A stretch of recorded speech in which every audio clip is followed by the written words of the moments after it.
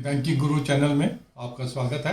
आज हम ये वीडियो अपलोड कर रहे हैं लोन मोरेटोरियम या ईएमआई जो नहीं पे कर पाए हैं उसका रेजोल्यूशन के लिए बैंकों के पास जाके आप उसका लोन मोरेटोरियम ले सकते हैं, रिस्ट्रक्चरिंग अपने केसेस की करवा सकते हैं। कुछ दिन पहले हमने इसी टॉपिक पे एक वीडियो डाला था, RBI loan moratorium second chance. ये उसी वीडियो का एक सप्लीमेंट्री वीडियो डाल रहे हैं जो एक एडिशनल इन्फॉर्मेशन है। जो चीजें हमने ऑलरेडी फर्स्ट वीडियो में डिस्कस की हैं हम उसे आज रिपीट नहीं करेंगे। एडिशनल इन्फॉर्मेशन जो अवेलेबल है वही हम आपके साथ आज इस वीडियो में ऐड करेंगे। तो आपको complete understanding of the topic के लिए दोनों वीडियोस देखनी पड़ेंगी। सबसे पहले कौन लोग इसके लिए एलिजिबल हैं, कौन कौन से लोन इसके लिए एलिजिबल हैं। अप टू 25 करोड़ के लोन, इसमें MSME loan, business loans, housing loan, personal loan, education loan, car loan, ये सभी लोन उसमें कवर हो जाएंगे। दूसरी कंडीशन ये है एज ऑन 31 मार्च 21 आपका जो लोन अकाउंट है स्टैंडर्ड होना चाहिए, यानी कि अभी तक 31 मार्च तक आपने कोई भी इंस्टॉलमेंट डिफॉल्ट में आपका नहीं होना चाहिए। या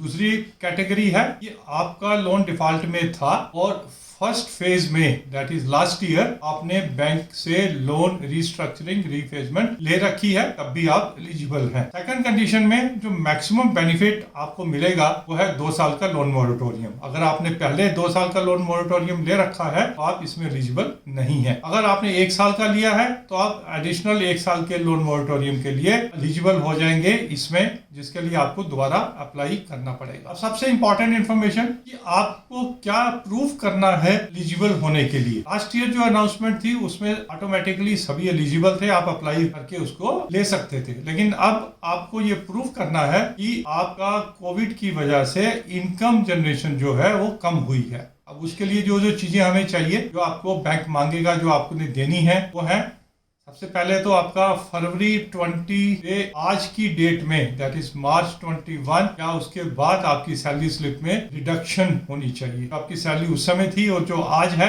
आज कम होनी चाहिए। ये प्रूव करने के लिए कि कोविड की वजह से मेरी सैलरी कम हुई, कि आपकी सैलरी में सस्पेंशन हो गई बिकॉज ऑफ लॉकडाउन, मतलब जहां आप काम करते थे वो बंद हो गया, उस वजह से आपके इनकम नहीं हो रही है, आपको सैलरी सस्पेंशन हो गई। आपको सस्पेंड नहीं किया गया, सैलरी को सस्पेंड कर दिया गया फॉर सम टाइम। इसका एक आपको प्रूफ देना पड़ेगा। जैसे कुछ फैक्ट्रीज ने 2 महीने के लिए 3 महीने के लिए अगर फैक्ट्री बंद कर दी और आपको सैलरी नहीं मिली तो आप एलिजिबल हो जाएंगे। या आपको लेटर ऑफ टर्मिनेशन मिल गया, आपका जॉब लॉस हो गया, या आपकी जो बिजनेस थी वो परमानेंटली उसको क्लोज करना के लिए भी आपको चाहिए होगा, जो आपको बैंक को देना है। बिजनेसमैन के केस में, प्रोफेशनल के केस में, सेल्फ एम्प्लॉयमेंट के केस में अगर लॉकडाउन की वजह से आपकी बिजनेस एक्टिविटी या तो बंद हुई या उसमें कमी आई, ये तो आप प्रूव कर सकते हैं। जहां भी आपका बिजनेस एक्टिविटी है, जहां पर अगर वहां पर डिस्ट्रिक्ट एडमिनिस्ट्रेशन ने, डीसी ने अगर ऑर्डर किया है लॉकडाउन का आपकी शॉप बंद करने के लिए, क्योंकि अगर एसेंशियल शॉप्स एक्टिविटीज में नहीं आते हैं तो आप डेफिनेटली आपको शॉप बंद करना पड़ा तो आप तब भी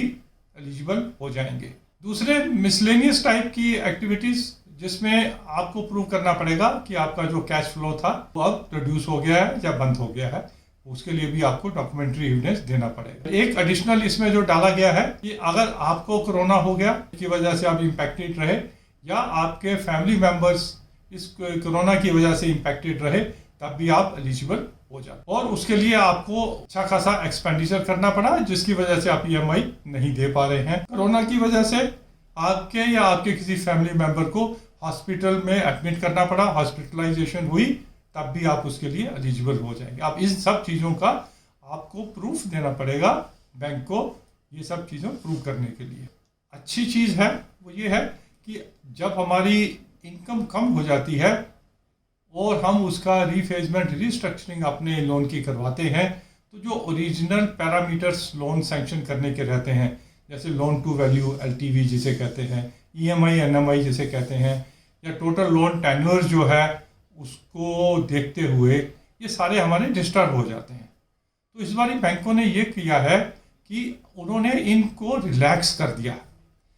जैसे फॉर एग्जांपल अगर LTV रेशियो हमारी होनी चाहिए 90%, कि आपका 90% से ज़्यादा हम आपको लोन उसका नहीं देंगे, तो इन्होंने बढ़ा के, क्योंकि अब EMI इनकम अगर आपकी कम हुई और उधर से आपका EMI अगर आगे जाके बढ़ेगा तो आपकी LTV रेशो जो है खराब हो जाएगी, इसलिए उन्होंने LTV रेशो में रिलैक्सेशन कर दिया, 90% से 95% कर दी। इसी तरह EMI NMI ratio various categories में उसमें रिलैक्सेशन कर दिया कि पहले अगर 60% चाहिए थी EMI NMI रेशो, अब उसको उन्होंने 70% तक कर दिया। अलग अलग कैटेगरीज में अलग अलग किया। सिमिलरली जब टेन्योर आपके लोन का एक्सटेंड होगा और जो किसी भी लोन की अगर मैक्सिमम एज लिमिट है 70 साल फॉर एग्जांपल, तो अब अगर 2 साल का आप मोरेटोरियम ले रहे हैं तो आपकी एज तो 70 से बढ़ के मोरेटोरियम या लोन खत्म होते होते 72 हो जाएगी। तो इसलिए ये कंसेशन भी उन्होंने दे दिया, 2 साल का कंसेशन दे दिया एज में भी, कि जब आप एलिजिबल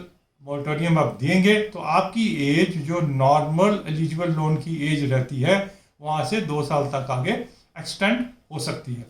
अगर कहीं एलिजिबिलिटी 65 की है मैक्सिमम, उसको 67 कर दिया, 70 है तो उन्होंने 72 कर दिया, 80 है तो 82 कर दिया, लाइक दैट 2 साल के लिए बढ़ा दिया। लोन का जो टेन्योर रहता है जो मैक्सिमम 5 साल 7 साल या हाउसिंग लोन के केस में 30 साल तक रह सकता है, उसको भी उन्होंने बढ़ा के 2 साल तक एक्सटेंड कर दिया कि 2 साल का लोन मोरेटोरियम देने से ये सभी पैरामीटर्स में जो डिस्टर्बेंस आएगी उसको कवर करने के लिए एक स्पेशल कंसेशंस बैंक ने दे दी है।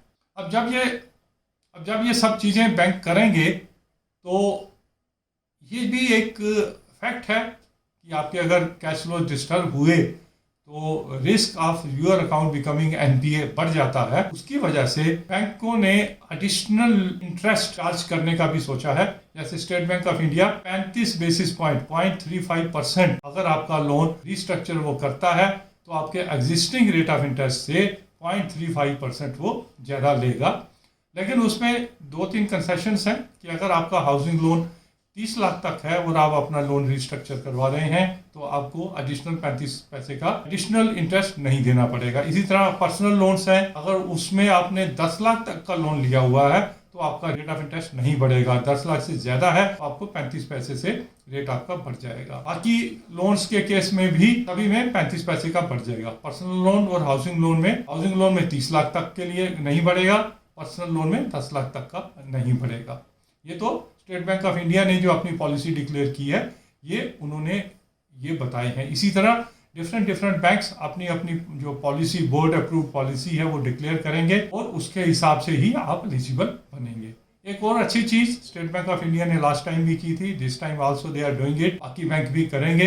एक उन्होंने पोर्टल बना दिया है, आप स्टेट बैंक ऑफ इंडिया की वेबसाइट पे जाइए, उस पोर्टल पे अप्लाई कीजिए। अगर आप एलिजिबल हैं तो आपको एक रेफरेंस नंबर मिल जाएगा। वो रेफरेंस नंबर लेके आप अपनी ब्रांच या आप अपने प्रोसेसिंग सेल जहाँ पर आपका लोन हुआ था वहाँ जाइए, वो आपको रीफेज रिस्ट्रक्चरिंग के अपने डॉक्यूमेंट्स दीजिए, जो लोन रिस्ट्रक्चर हो जाएगा। आई होप कि बाकी बैंक भी सिमिलर लाइंस पे अपने पोर्टल बनाएंगे। अगर आप पोर्टल में फीडिंग नहीं भी कर सकते हैं तो आप अपनी ब्रांच में जा सकते हैं या अपने जहां पर आपका लोन प्रोसेस हुआ था वो जा सकते हैं। वो आपको हेल्प करेंगे आपके पोर्टल में आपका डाटा फीड करने के लिए और आपको बताने के लिए कि आप एलिजिबल हैं या नहीं है। एक बार जब सिस्टम में आप एलिजिबल हो गए और आपका रिस्ट्रक्चरिंग सैंक्शन हो गया तो आपको एक एग्रीमेंट साइन करना पड़ेगा बैंक के साथ। ये रिवाइज टर्म्स एंड कंडीशन होंगी। उस एग्रीमेंट के साइन करते ही आप इसके लिए ऑफिशियली लीगली एलिजिबल हो जाएंगे और आपका सिस्टम में भी ये सब चेंजेस EMI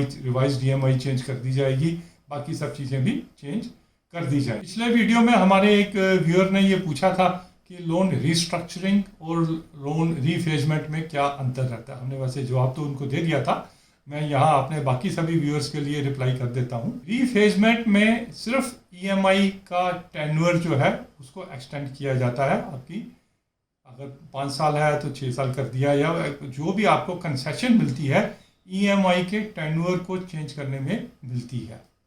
और जो रिस्ट्रक्चरिंग रहती है, रिस्ट्रक्चरिंग में ना कि आपको EMI में कंसेशन मिलता है, टेन्योर उसका चेंज करता है, आपको रेट ऑफ इंटरेस्ट का कंसेशन भी मिलता है और भी कई तरह के कंसेशंस जो हैं आपको मिल सकते हैं। एडिशनल कोई बिजनेस है तो एडिशनल वर्किंग कैपिटल अगर उसको चाहिए वो मिल सकता है। तो ओवरऑल पैकेज अगर सारी चीज़ें हम देते हैं, कुछ इंटरेस्ट कंसेशन, कुछ पेनल इंटरेस्ट वेवर, तो उसको हम रिस्ट्रक्चरिंग कहते हैं। और अगर सिर्फ सिंपल EMI हम एक्सटेंड करते हैं, 5 साल से 6 कर दिया या 6 महीने का मोरेटोरियम दे दिया, उसको हम रीफेजमेंट कहते हैं। आई होप आपको ये एडिशनल इन्फॉर्मेशन यूजफुल रहेगी और अगर आप एलिजिबल हैं तो आप अपने बैंक से इसको अवेल कर सकते हैं। और कोविड की वजह से अगर फाइनेंशियल लेवल के ऊपर आपका कुछ इम्पैक्ट हुआ है तो उसको उस इम्पैक्ट से बाहर आने के लिए जो bank reserve bank of India finance ministry जो फैसिलिटी आपको दे रही है आप उसको अवेल कर पाएँ। कुछ और एडिशनल इन्फॉर्मेशन या क्लैरिफिकेशन चाहिए तो आप अपना मैसेज डाल सकते हैं, हम कोशिश करेंगे उसका भी रिप्लाई करने के लिए। Thank you very much. अगर आपको हमारा ये वीडियो अच्छा लगा, इन्फॉर्मेशन अच्छी लगी तो please do share our this channel with your friends and relatives and subscribe to our channel. That gives us the motivation to bring some good information analysis on finance and banking related matters for you. Thank you.